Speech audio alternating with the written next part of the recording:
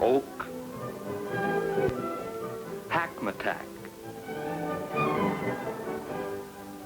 spruce, and pine are all needed to lend something of their particular kind of strength to make us strong and buoyant for the work we do.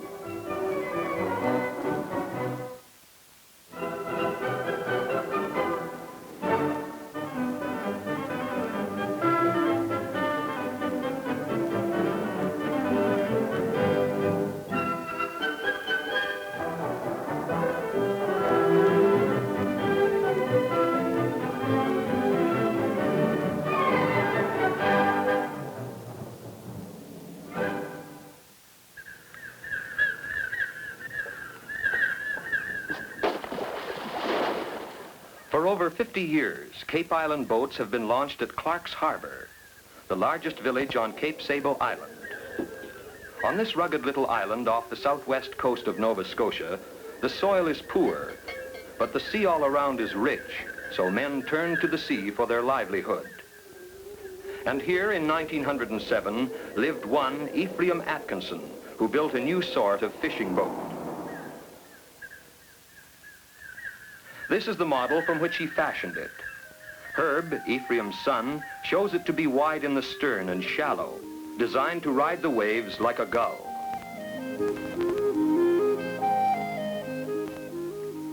So the Cape Island boat came into being, and a new industry started in this seaside village.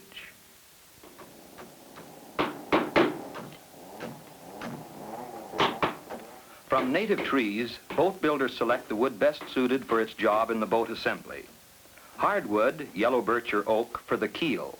The keel is really the backbone of a boat, and it must be strong to support the superstructure.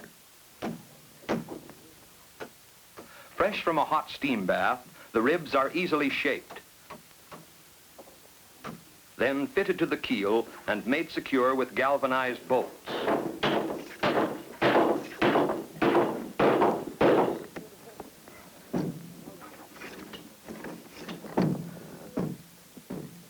Hackmatack is chosen for the ribs because it's tough by nature, and when covered, resists dry rot, which might attack other woods. They select pine planking for the sides because it takes a better finish and also resists rot. Nature shaped the knees as the spruce trees grew in the forests. All that is necessary is to cut the sturdy roots to size.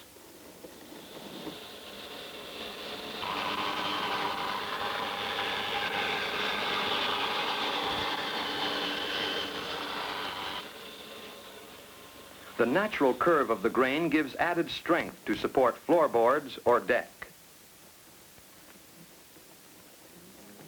The broad beam design of the Cape Islander gives it the lateral stability so necessary for the type of work the boat does. Some are built completely open, others with canopies over their foredecks, depending on the work they're designed to do. So it was that Nova Scotia's favorite fishing boat evolved from the little model Ephraim Atkinson designed over 50 years ago. And since then, over 5,000 Cape Islanders have been built. Today, many are built as pleasure craft too, always following the same lines, but with decks and cabin interiors handsomely finished.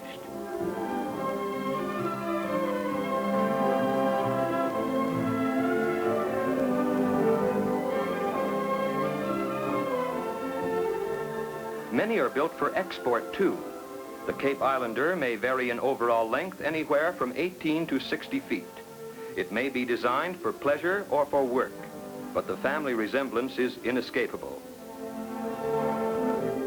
This is a longliner type, rigged for sword fishing far out on the open sea, the largest of this great family of boats.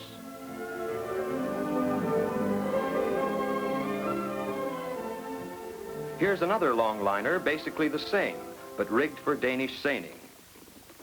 It goes deep-sea fishing for cod, haddock, or flatfish, hauling them from the bottom in trawl nets.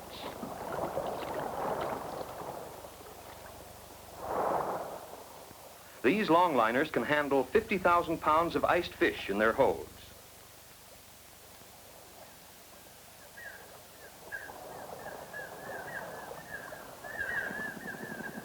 Nearer shore, the smaller Cape Islanders do their work.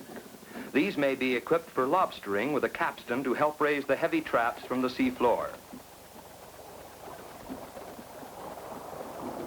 In this kind of fishing, where men must operate from the side of their boat and often on tossing waves, the stability of the Cape Island boat proves itself each day.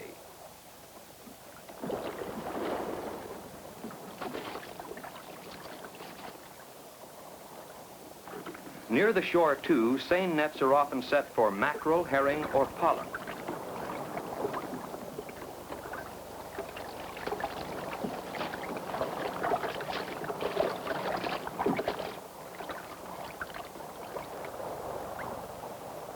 These nets are fished with small tenders or dories, which must be towed to the nets and back home again.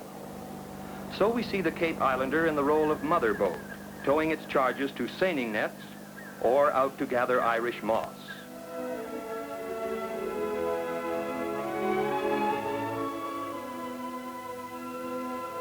This valuable seaweed grows on the rocks in shallow water. Along the Atlantic coast, it is raked from its rocky bed when the tide is low.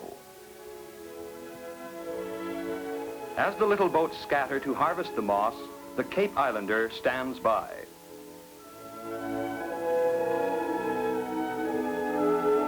Well, as I said, I'm a Cape Islander too. And on holidays, I'm free to cruise where I will, to enjoy the sea and its ever-changing moods.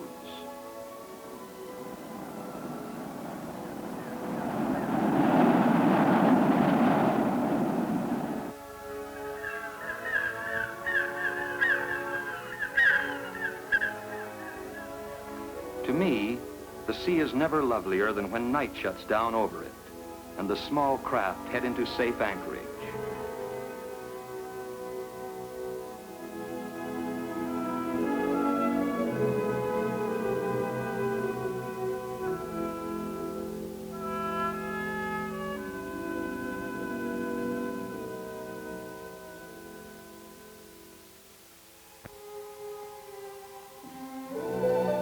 In a little cove, far from my home port, I like to watch the daybreak and a village comes slowly back to life.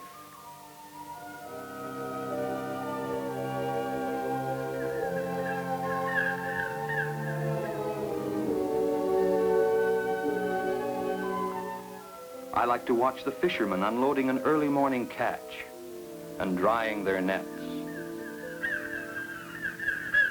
Even on a holiday, I like to take visitors along with me to see Nova Scotia from the sea.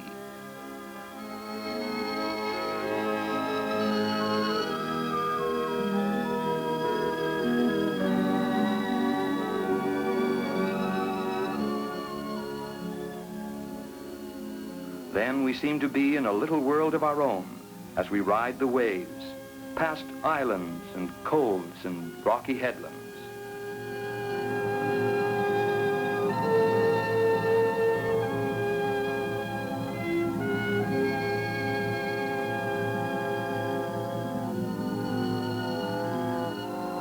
It's fun to watch the gulls fishing and to visit the rocky island outposts where they live.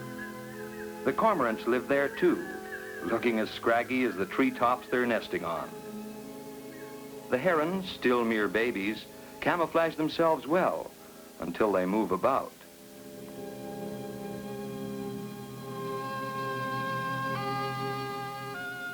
The fledgling gull in its motley colored dress.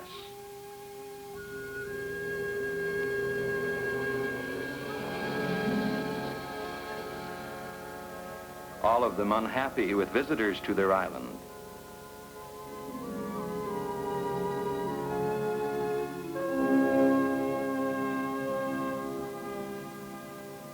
The visitors won't forget this day for a long time, because I'm going to take them deep sea fishing too.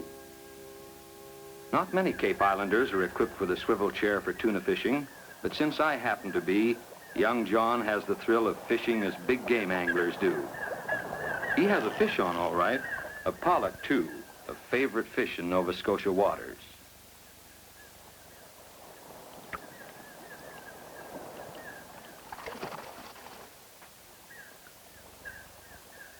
Well, the children are having a wonderful time, and so am I. lolling about on the water on a day like this is just wonderful.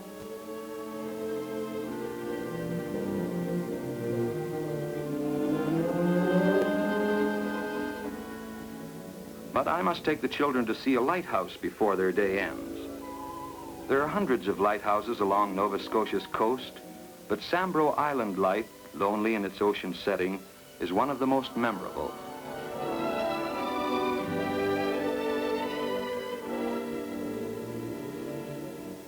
Unusual are the natural steps in the rock face leading straight down to the water's edge, called the Devil's Steps.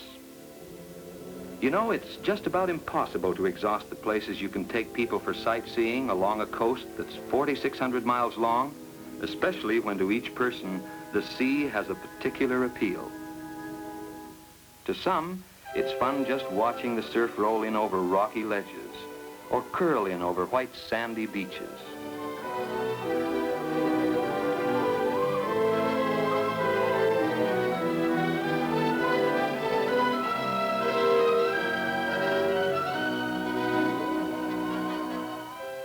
Then again, at low tide, there are tidal pools, like miniature sea gardens of lacy seaweeds and marine life.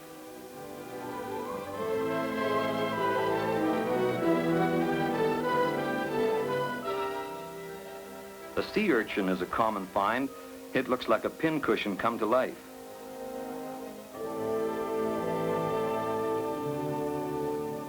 And here's another little sea animal called a starfish, a more colorful cousin of the sea urchin. To children, tidal pools are nature's wonderland, their secrets exposed for only a few hours between tides each day.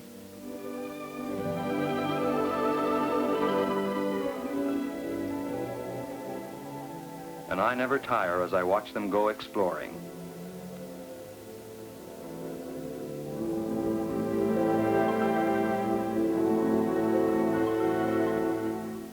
The sea is my world, and I feel always at home there, even when no one travels with me.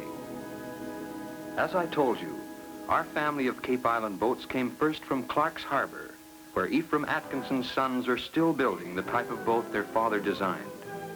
But along the south shore of Nova Scotia, other builders with salt water in their blood are also adding fine boats to the Cape Island family. There's something almost human about a boat with its backbone, ribs, knees and sides, and hearts of oak. Like humans, we answer well to the commands of those who understand us. And from the day a Cape Islander slides down the ways, she launches into a life of adventure on Nova Scotia waters.